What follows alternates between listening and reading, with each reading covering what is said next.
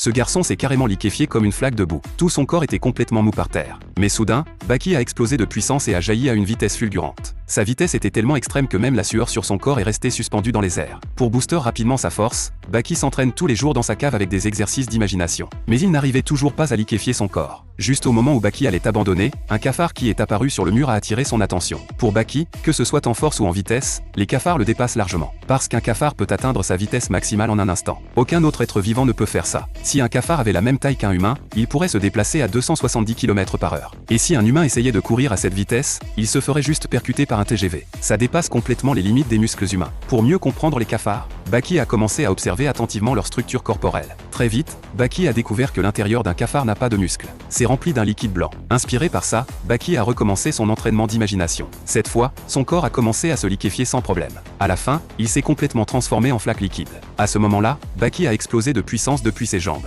Il a jailli instantanément, tellement rapide que même la sueur sur son corps n'a pas eu le temps de réagir. Voyant les résultats de son entraînement, Baki était super satisfait. Ensuite, il s'est préparé un bon repas copieux. Mais après avoir mangé, Baki a soudain dit dans le vide que la soupe était trop salée. En fait, ce repas était imaginé par Baki comme s'il avait été préparé par Yujiro. En entendant Baki se plaindre de lui, Yujiro, furieux, a carrément retourné la table.